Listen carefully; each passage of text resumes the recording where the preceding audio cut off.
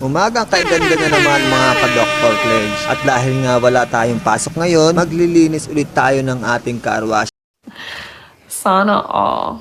At dahil maganda ang panahon ngayon, hindi natin palalagpasin to dahil ito ang sikreto natin para kumita ng maganda at kumita ng maayos yung ating negosyo. Kinakailangan maging satisfied ang ating mga customer. Kaya naman, hindi natin palalagpasin ang araw. Dahil nga nararamdaman ko na papalapit na sila, kinakailangan nating bilisan para naman pagdating nila is makagamit na agad sila ng ating car wash. At habang nililinis nga natin yung ating car wash, meron lang akong napansin sa isa sa ating mga ginagamit paglilinis. At ito nga ay Nakita ko na yung ating hose is medyo parang may balat na dito.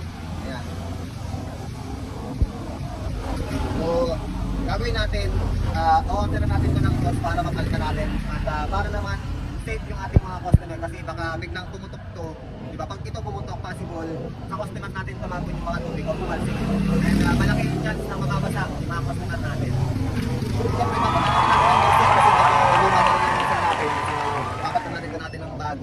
Siyempre, kaya naman, pagkatapos nating maglinis, in-order ko na agad yung ating hose para naman mapalitan agad natin. And syempre, sinabay ko na rin yung nozzle para mapalitan din natin yung nozzle dahil medyo lumang-luma na yung ating nozzle. At kaya naman, antay na lang natin to dahil pagdating, ikakabit agad natin. Ayan, at ngayon nga, tumawag na yung rider na magde-deliver ng ating parcel. Kaya naman, antay-antay lang natin para pagka-deliver na sa atin, mapalitan agad natin yung mga gamit natin sa ating car wash. Ayan, at nandito na nga yung rider na magde-deliver ng ating parcel.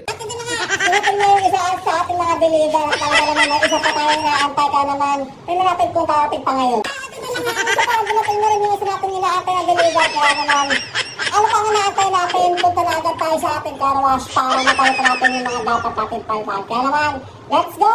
Ayan nga, at dumating na yung ating in-order ng mga hose at nozzle. Ngayon naman, papalitan naman natin to para maiwasan natin yung aberya pa yung ating ipapalit. Ayan, ito na yung ating in-order ng hose. Dapat natin to. Sana matibay, sana tumagal din tong ating hose para naman na makaulit pa tayo sa binilhan natin ito. Naman mukhang matibay yung ating hose dahil medyo makapal yung nakuha natin. Yung bago nating nozzle, papalit natin. Kakabit natin sa loob para masubukan natin kung okay goods ba yung ating bagong. Kaya naman, ikabit na natin yung hose sa pinakang konektado nitong lagayan. At syempre, ihigpitan lang natin ng kaunti para maiwasan natin yung leak sa ating hose. Ayan, at okay goods naman yung na-order natin ng hose at nozzle. Kaya naman, kung gusto nyo subukan yung ating car wash, dito lang yan sa Sitio Pantay. Kung saan, kompleto na ho tayo dito, may tubig at sabon. Kaya naman, pag nag-linis kayo dito, wala na kayong problemahin. Mapupugihin nyo na lang yung inyong mga motor. Kaya naman,